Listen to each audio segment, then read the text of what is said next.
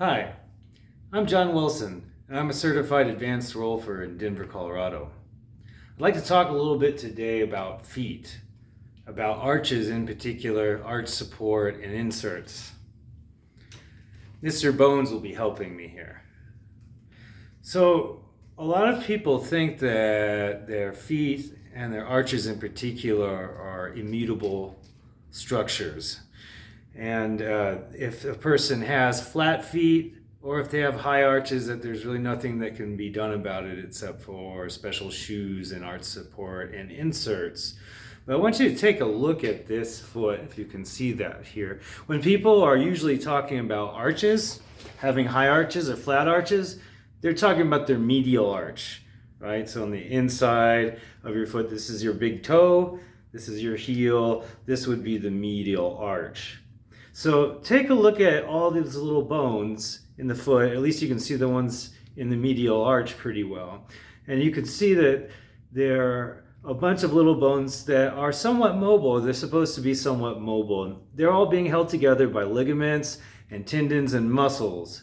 So if we have flat arches, for instance, we have a failure of those muscles to pull up the bones into the arch. It's not a structure that's made of stone. It's made of a bunch of smaller bones that are actually joints, even though they're not highly mobile joints. So if we have high arches, a lot of times what we have is we have the muscles are pulling the arch up too high and holding it there, especially if they're fixed high arches and not very mobile, and they're not allowing much movement in the entire foot when walking. So most of these problems are because of muscles and tendons and even ligaments, not from the bones in the foot itself.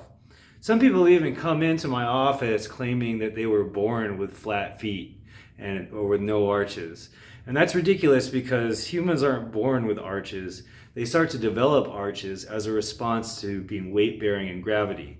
So even when they're crawling, still no arches yet. Not until they start walking on their feet does the body respond in pulling up these bones and allowing an arch to form over time. So these things can be changed.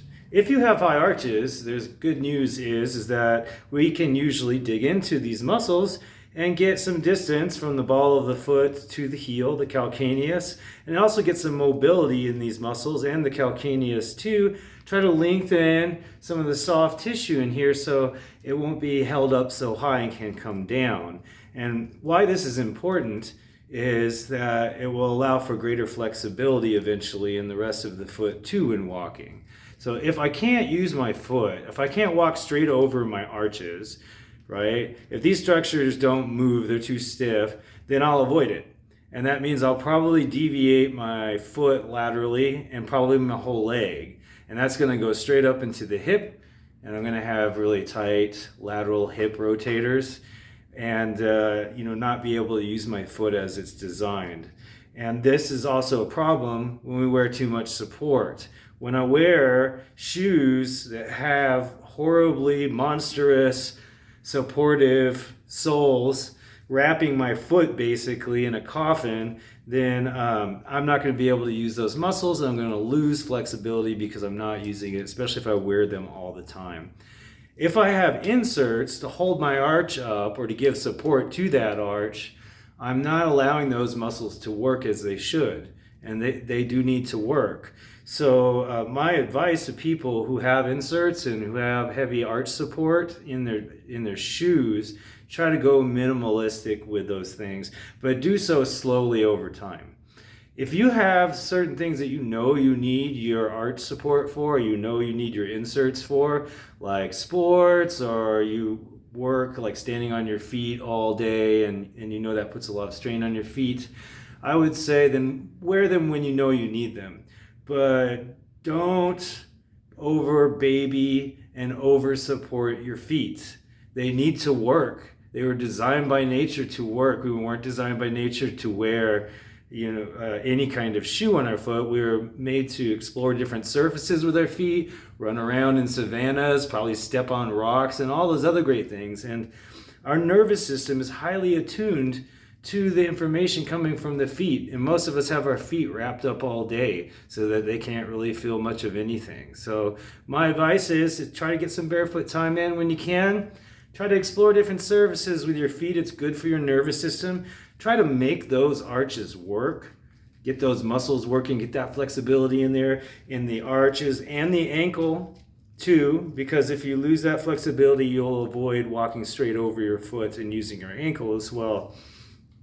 So these are a few things I would say, but with any changes in footwear, going minimalist, or even going barefoot more, it's a real good idea to just build up real slowly to that. Like take even about a year to build up to, a more minimalist shoe, and then another year to get even more minimalist there too.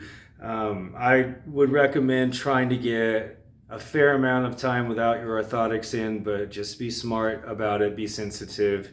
We don't want to develop plantar fasciitis, which is a bit of a risk sometimes if you turn into nature boy too quickly, start running around barefoot everywhere.